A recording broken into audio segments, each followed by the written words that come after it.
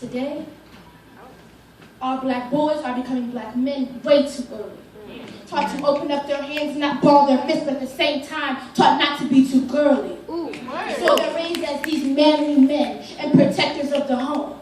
Meanwhile, they're born with a target on their back and the value of their lives is yet to be shown. God, it must be so confusing. Being a black man in today's society, brought up to shield the family from danger, then shot down for not acting inferior and being expected to do so similarly. In some cases, they can do everything right, and still their lives can be taken. That shows us that there's nothing we can tell them to ensure their safety.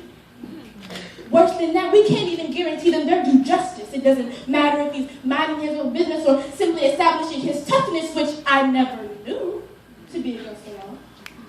But I guess our black males have a different set of them. They can't walk in a group with other black male friends because then it looks like a gang. But then they can't walk by themselves with a hood on their head and an unfriendly face because then they just are seen as an animal that needs to be tamed. Be respectful, we tell them. No sudden movements. Because as they're reaching their hands to wipe the sweat off their face, it can look like they're reaching for a weapon. So no sudden movements. Because if they do, their lives are the hands of the other person and they do with them what they do with it. Such a high level of awareness that must be possessed to be a black man in this world. Extra forbiddings and precautions that don't even promise a life secure. They say don't walk on the street. Well, walking on the sidewalk ain't no trayvon. They say put your hands up! Put your hands up, they can be seen, they yell. But even doing that, we can end up like Mike Brown.